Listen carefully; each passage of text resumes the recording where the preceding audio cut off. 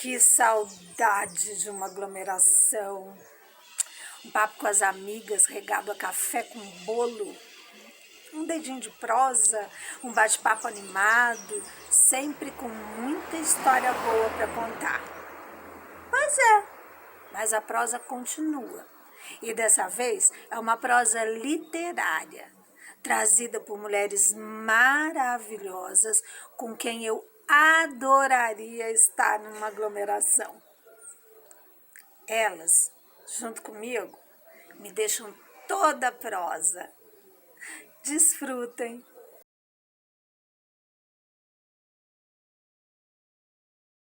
Quinta-feira, 5 de janeiro, 1893. Hoje foi nosso bom dia da semana. Nas quintas-feiras, mamãe nos acorda de madrugada para arrumarmos a casa e irmos cedo para o beco do moinho.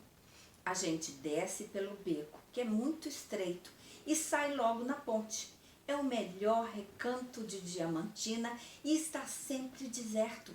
Nunca encontramos lá uma pessoa e por isso mamãe escolheu o lugar. Mamãe chama Emídio da chácara e põe na cabeça dele a bacia de roupa e um pão de sabão.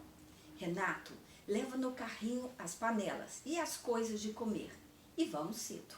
Mamãe e nós duas, eu e Luizinha, entramos debaixo da ponte para lavar a roupa. Emídio, o crioulo, vai procurar lenha. Renato vai pescar lambariça. Nunca vi tanto como ali.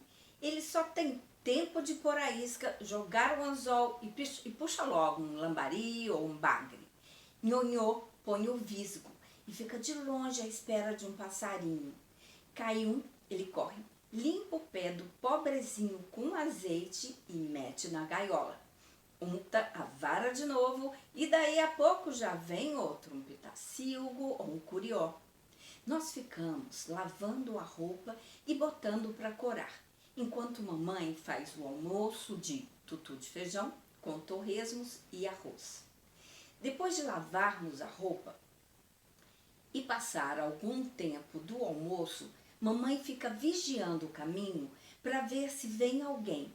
E nós entramos no rio para tomar banho e lavar os cabelos. Depois disso, batemos as roupas na pedra, enxaguamos e pomos nos galhos para secar. Agora é só procurar frutas no campo, ninhos de passarinho, casulos de borboletas e pedrinhas redondas para o jogo. Na volta, Renato enche o carrinho de lenha por cima das panelas. E Emídio também ainda traz um feixe de lenha em cima da bacia. A roupa fica dobradinha embaixo. Que economia seria para a mamãe agora que a lavra não tem dado nem um diamantinho olho de mosquito. Se pudéssemos ir à ponte todos os dias, pois Renato e Nhonhô vendem tudo que trazem no mesmo dia. Ainda se pudéssemos ficar na lavra com meu pai, ela não precisava de trabalhar tanto.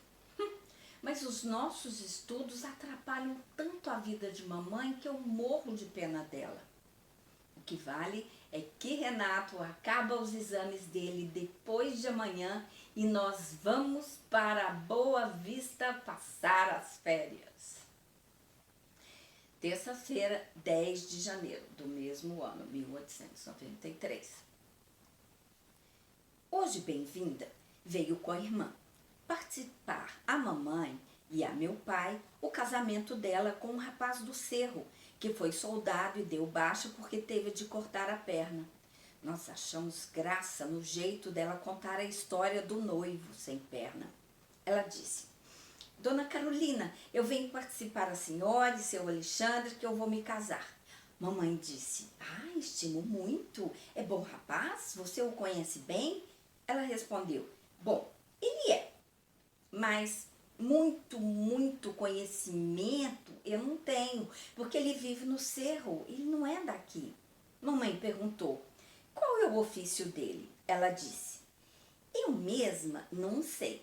Só sei que ele era soldado e deu baixa. Mamãe, baixa? Por quê? Bem-vinda. Porque tomou um defeito.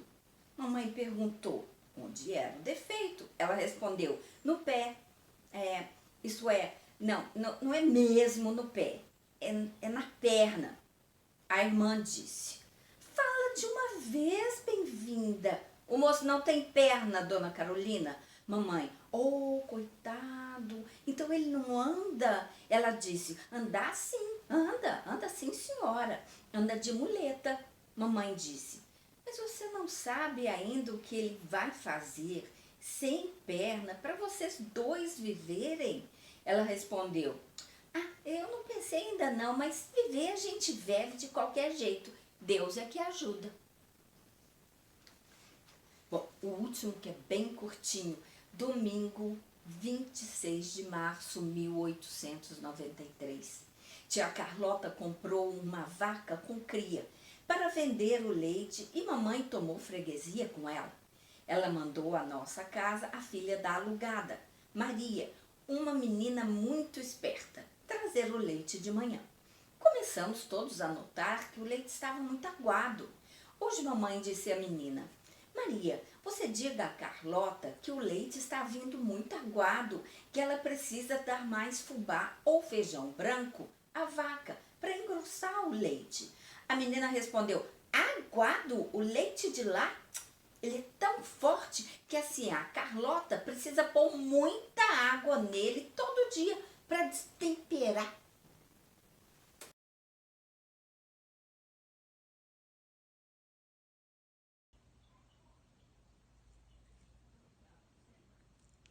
Li algumas belas mensagens numa página voltada para a chamada terceira idade, da qual eu também faço parte porque tenho 69 anos. As mensagens eram sempre muito bem escritas, falando de belos momentos vividos, saudade de uma época, de uma música, de um amor. Ao lê-las, me senti tão distante daquelas pessoas como se fossem muito mais velhas que eu. Sim, porque tudo naquelas mensagens estava no pretérito perfeito. Como se para elas, depois de uma certa idade, não existisse presente, muito menos futuro. Então pensei, se envelhecer é isso? Acho que ainda estou na adolescência. Sim, porque vivo o meu presente intensamente. Sou sempre aberta a novas propostas. Adoro desafios, conhecer pessoas, fazer amigos e amigas, dançar, cantar. Adoro as minhas múltiplas profissões, elas me revelam. Gosto muito de ser esposa, mãe e avó. E no exercício dessas funções, sou PhD. Acho mesmo que a envelhecência é uma fase libertadora. Sim, porque é quando estamos livres para viver do jeito que quisermos. Estamos livres das convenções impostas à juventude. Quando estamos mais tempo juntos ou juntas com os nossos companheiros ou companheiras. E quando o sexo deixa de ser performance para ser mais essência. Ainda hoje, sou uma mulher vaidosa e sedutora. Não abro mão de ser fêmea, feminina e feminista. Não gostaria de voltar no tempo, porque lá não deixei nada pendente. Assumo a minha vida como resultado das minhas escolhas. E por isso não cobro nada a ninguém, muito menos a mim mesma. Amo primeiro a mim, sou satisfeita comigo. Amo meu marido, minha família, meus amigos.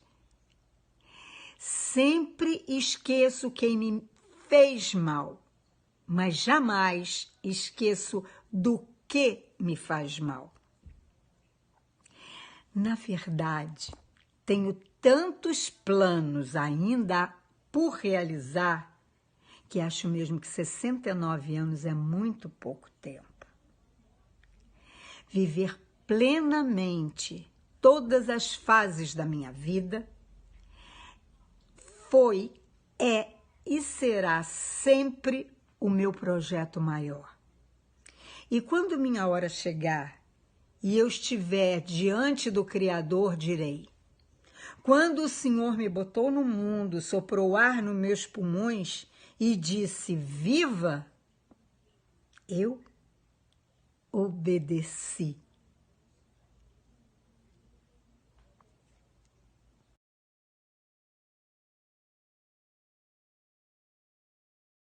Não acredite em tudo.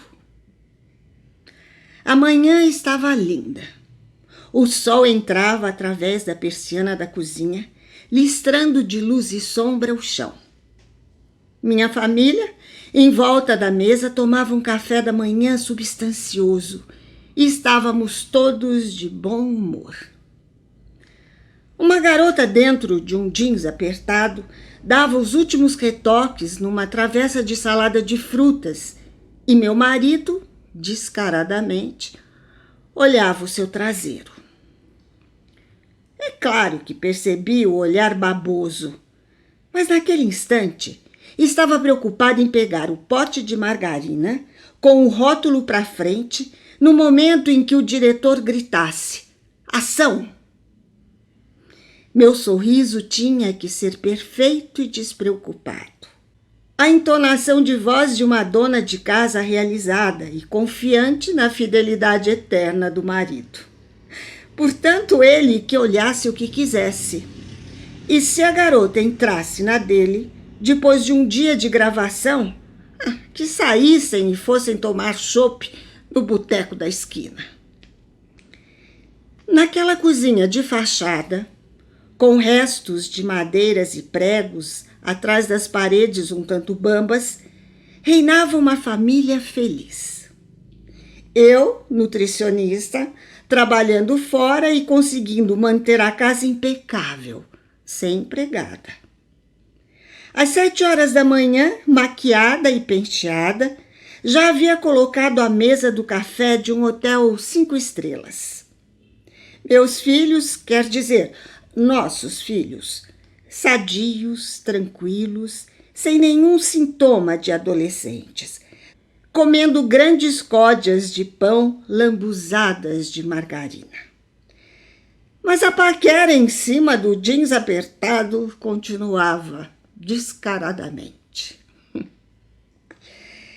Desde a apresentação, não fui com a cara do meu marido. Pretensioso, achando-se o marido ideal que toda telespectadora adoraria ter em sua mesa de café da manhã. Um tanto enfastiado de ter de fazer mais uma campanha de margarina e, sobretudo, não gostando de ser o personagem mais velho do filme. Além disso, involuntariamente, eu tinha praticado o pecado maior. Não havia lido seus 2 livros publicados. Nossa antipatia foi recíproca. Mas, naquele mundo de mentirinha, tudo tinha que ser superado. Não dava para deixar transparecer na tela essas picuinhas, senão a venda da margarina cairia e não seríamos mais a família perfeita para o produto. De modo que sobrou em cena harmonia, cumplicidade, fidelidade e, sobretudo, muito amor. A margarina vendeu pacas. Por isso fizemos 9 filmes. Convivemos um bom tempo e sempre nessa dualidade. Simpatia aparente, antipatia por trás dos sorrisos perfeitos. A campanha acabou. Por causa de um erro da agência, recebi uma indenização poupuda. Pude fazer minha primeira viagem à Europa 3 anos depois. Comi em Paris o autêntico pão francês, lambuzado de manteiga. Bom, um dia estou andando pela Rua Augusta Entro num sebo de encalhe de editoras.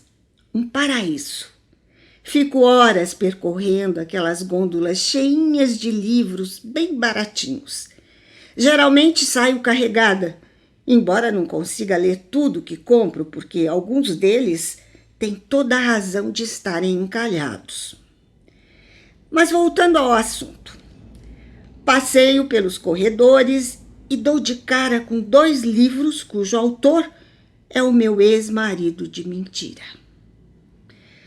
É claro que eu não resisti, embora eu estivesse atrasada há mais de 4 anos. Levei para casa aquelas preciosidades com a esperança de conhecer mais a fundo aquele marido cuja vida conjugal tinha sido frustrante. O primeiro não me empolgou. Parecia mais um roteiro de cinema que depois foi alongado, esticado e recheado para que desse o número de páginas necessárias a um livro. Achei uma literatura primária, canhestra, e que durante a leitura não consegui esquecer que tinha sido escrita por um principiante. O segundo me surpreendeu. Nem parecia o mesmo autor.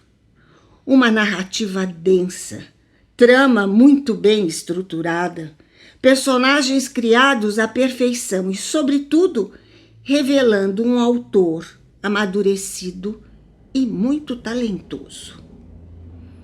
Nem parecia aquele babaca que não tirava os olhos do traseiro do jeans apertado, preocupado em ser espirituoso usando o humor dos anos 60 e querendo disfarçar uma barriga já proeminente. Aquele autor tinha profundidade, sacava a essência das pessoas, suas relações de afetividade. Em nada lembrava aquele olhar de peixe morto com que tentava cantar o contingente feminino da equipe. Amei o escritor e tive pena de não ter conseguido conviver com ele durante nosso período matrimonial virtual. Mas a vida tem disso. As oportunidades passam e ficamos tentando tirar lições. Há pouco tempo encontramo-nos numa estreia de teatro. Ficamos um bom tempo no saguão, cada um conversando com o seu grupo de amigos. Não nos cumprimentamos. Éramos desconhecidos. Realmente, não dá para acreditar em tudo que se vê na TV.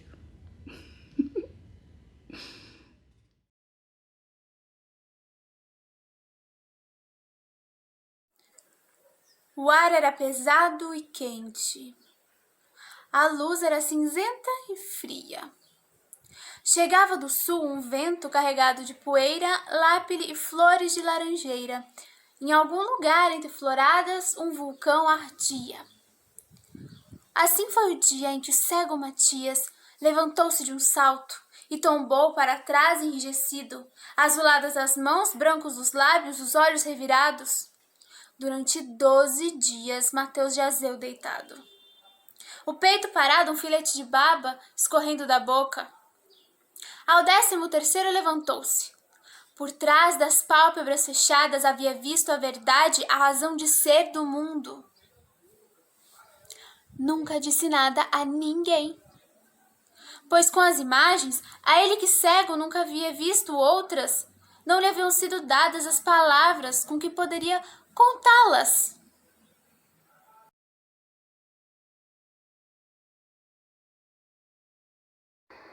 É aqui que liga. Eu não tô enxergando é nada. Ah, agora sim. Hoje eu vou contar uma história que eu adoro. Cadê? Vamos achá-la. Aqui, achei. Existe uma velha que vive num lugar oculto que todos sabem, mas poucos viram.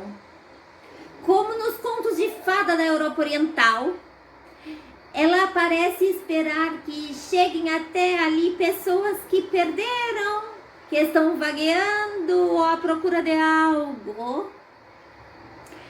Ela é circunspecta, quase sempre cabeluda e invariavelmente gorda. E demonstra especialmente querer evitar a maioria das pessoas. Ela sabe crocitar e cacarejar,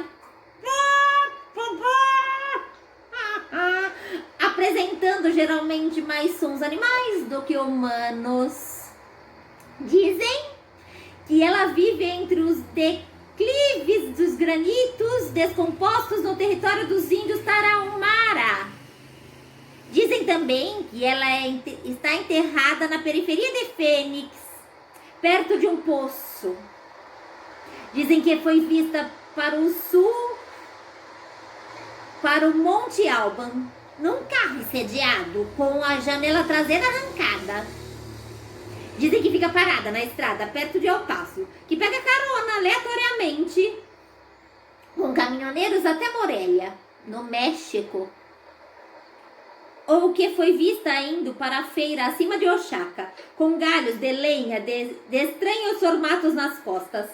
Ela é conhecida por muitos nomes.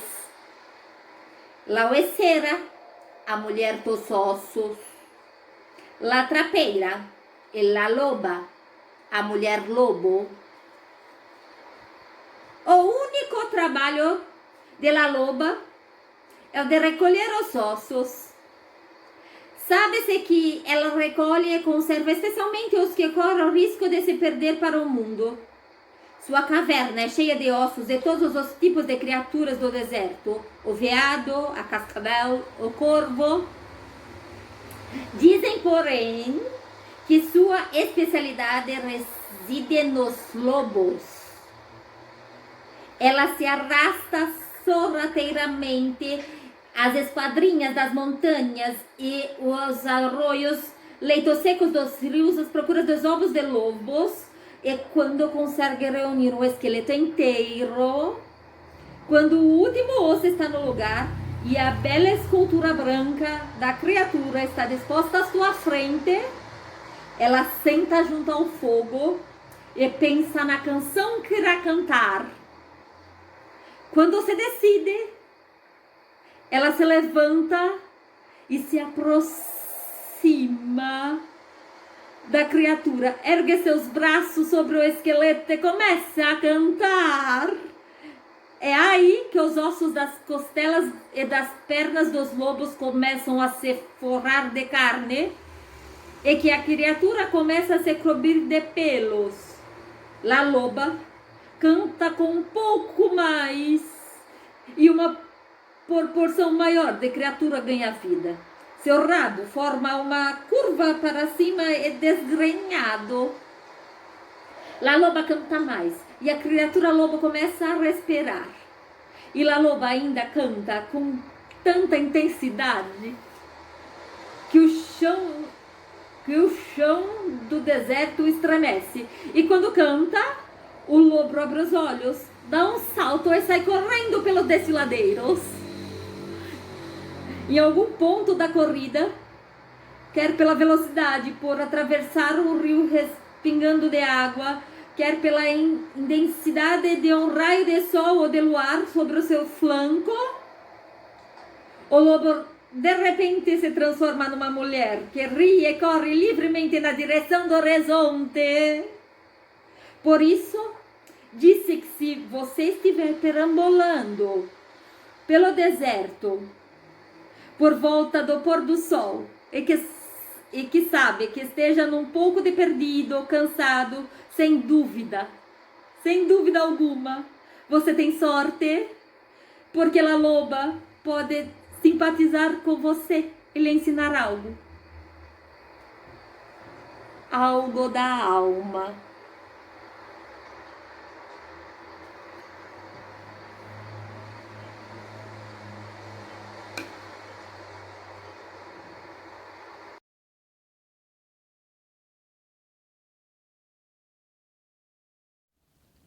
A gente se acostuma. A gente se acostuma. A gente se acostuma a morar em apartamentos de fundos, e não ter outra vista, senão as janelas ao redor.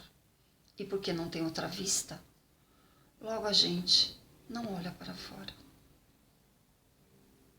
A gente se acostuma a acordar cedo de manhã sobressaltado, porque está na hora.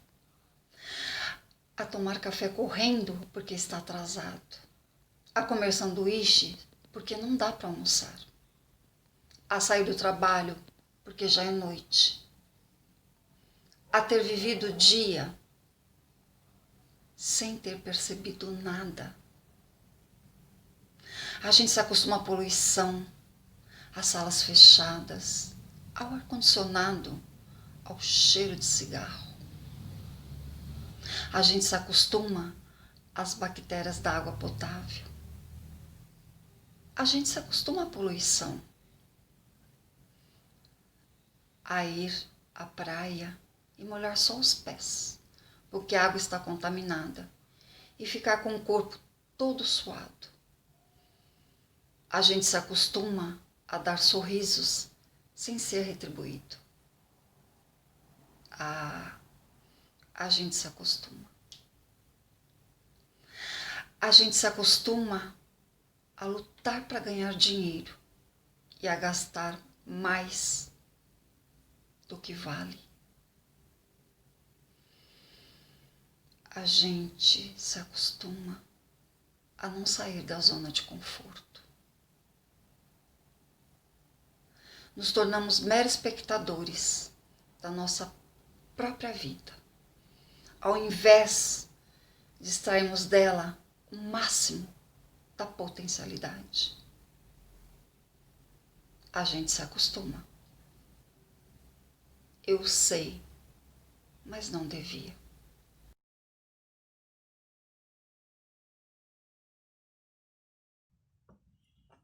Não importa onde você parou, em que momento da vida cansou. Recomeçar é dar uma nova chance a si mesmo, é renovar as esperanças da vida e, o mais importante, acreditar em você de novo. Sofreu muito nesse período? Foi um aprendizado? Chorou muito? Foi limpeza na alma? Ficou com raiva das pessoas? Foi para perdoá-las um dia. Sentiu-se só por diversas vezes? É porque fechaste a porta até para os anjos. Acreditou que tudo estava perdido? Era início da tua melhora, pois é. Agora é hora de reiniciar, de pensar na luz, de encontrar prazer nas coisas mais simples de novo. Um corte no cabelo arrojado, diferente, um novo curso, ou aquele velho desejo de aprender a pintar, desenhar, dominar o computador ou qualquer outra coisa. Olha quanto desafio, quanta coisa nesse mundão de meu Deus. Tá se sentindo sozinho? Besteira. Tem tanta gente que você afastou nesse período de isolamento, no seu período de isolamento. Tem tanta gente esperando apenas um sorriso teu para chegar perto de você. Quando nos trancamos na tristeza, nem nós mesmos nos suportamos. Ficamos horríveis. O mau humor vai comendo o nosso fígado até a boca fica amarga. Recomeçar. Hoje é um bom dia para começar novos desafios. Onde você quer chegar? Alto? Sonhe alto? Queira o melhor do melhor? Queira coisas boas para a vida. Pensando assim, trazemos para nós aquilo que desejamos. Se pensarmos pequenos, coisas pequenas teremos. Já se desejarmos fortemente o melhor e principalmente lutarmos pelo melhor, o melhor vai se instalar na nossa vida. E é hoje o dia da faxina mental. Jogue fora tudo que prende do passado. Ao mundinho das tristezas, fotos, peças de roupa, papel de ingressos de cinema, bilhetes de viagens e todas aquelas tranqueiras que guardamos quando nos julgamos apaixonados. jogue tudo fora. Mas principalmente, esvazie o seu coração. Fique pronto para a vida, para um novo amor. Lembre-se, somos apaixonáveis. Somos sempre capazes de amar muitas e muitas vezes. Afinal de contas, nós somos o amor. Porque sou do tamanho daquilo que vejo e não do tamanho da minha altura.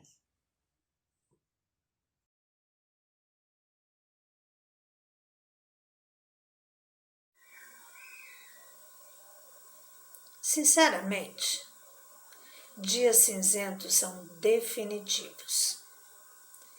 Em dias cinzentos se decide viver ou morrer.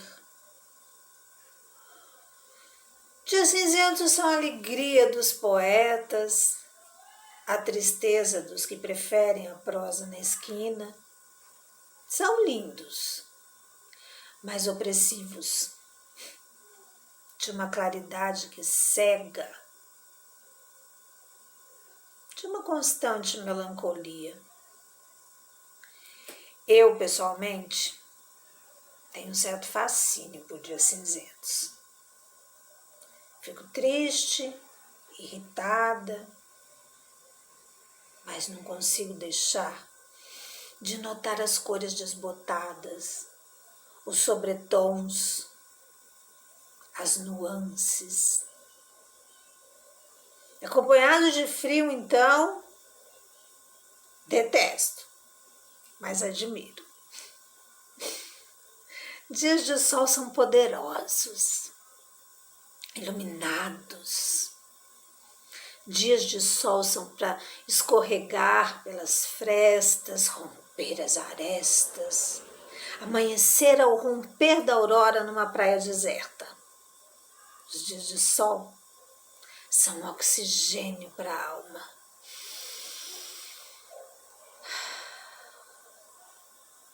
Tudo fica intenso, fosco, de pouco entendimento, preguiçoso. Adoro. Embora me turve o olhar, me aguço os sentidos. Os dias cinzentos e os dias de sol têm características diferentes e instigantes, mas ambos me fascinam.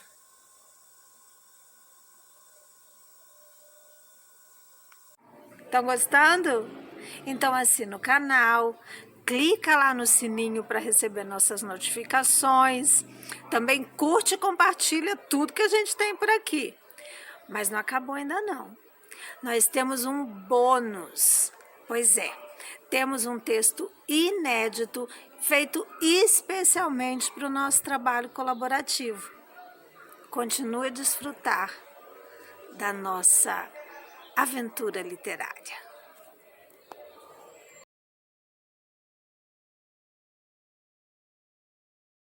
Já se perguntou de onde surgem as histórias fantásticas que lemos nos inúmeros livros pelo mundo?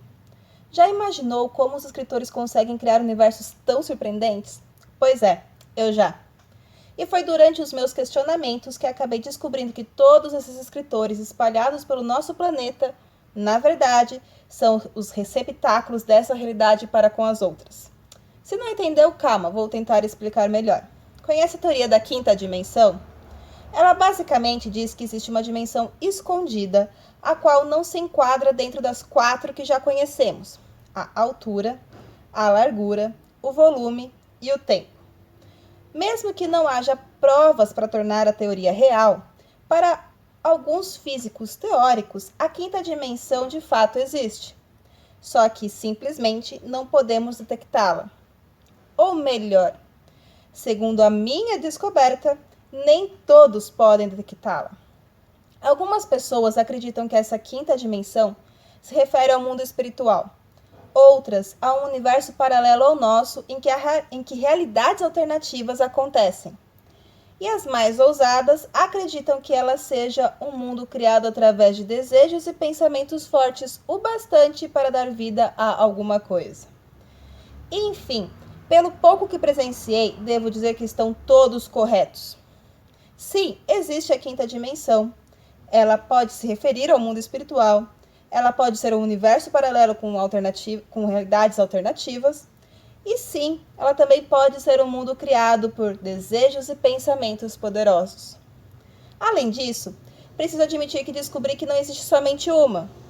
Ou seja, a coisa se expande para algo inimaginável e de probabilidades infinitas. Digamos que em cada dimensão existe um mundo diferente do que este em que vivemos.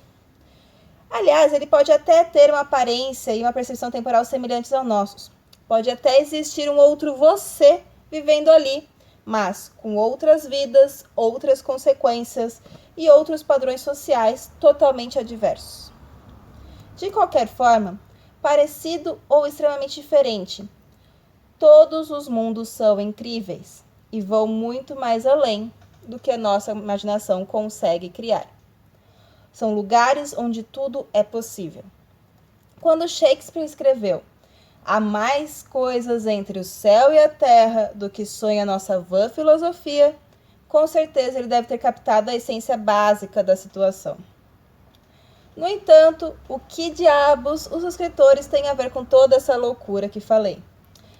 Pois bem, é aí que entra aquela informaçãozinha que já falei sobre eles serem receptáculos.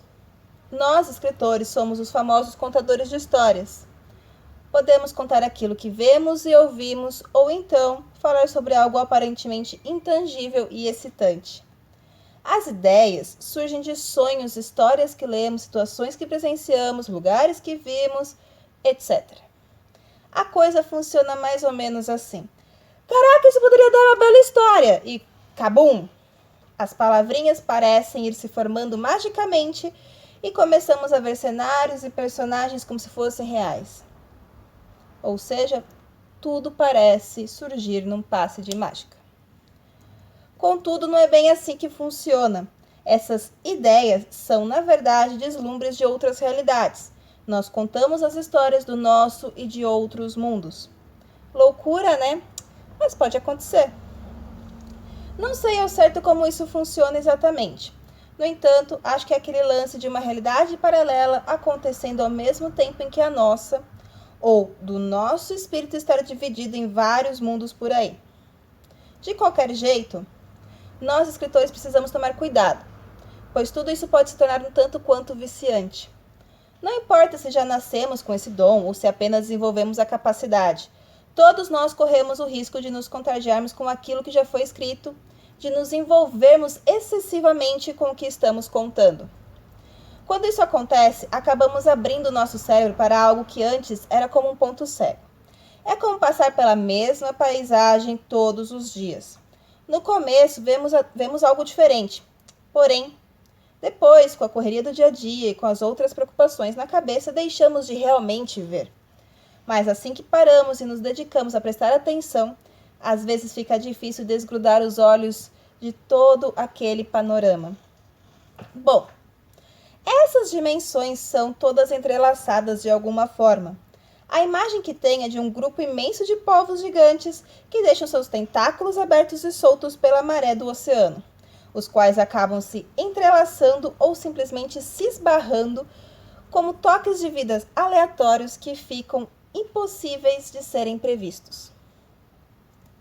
Nós, escritores, somos os sortudos que conseguem receber informações de quando esses tentáculos se unem. É inevitável.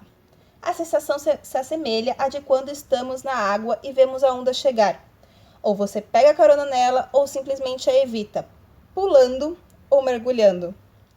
Os escritores são os surfistas amadores, os que saltam são os céticos e os que mergulham são os que acreditam, mas não estão preparados para se tornar um com a onda.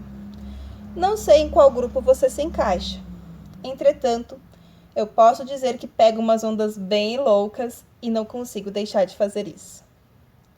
Como eu já disse, alguns contadores de história precisam tomar cuidado com essa necessidade de pegar a onda, pois, se não prestar atenção e não se prenderem a algo, poderão acabar sendo agarrados por outros tentáculos e terem a mente e o corpo oscilando entre 2 ou mais dimensões. Sendo que quando isso acontece, bem, pode-se dizer que o manicômio se torna um ótimo lugar de descanso. E como raios eu sei de tudo isso? Bom, acho que descobri da forma mais difícil. Afinal, sou o tipo de escritora que em breve poderá ouvir os amigos e a família indicarem ótimos terapeutas e psicólogos.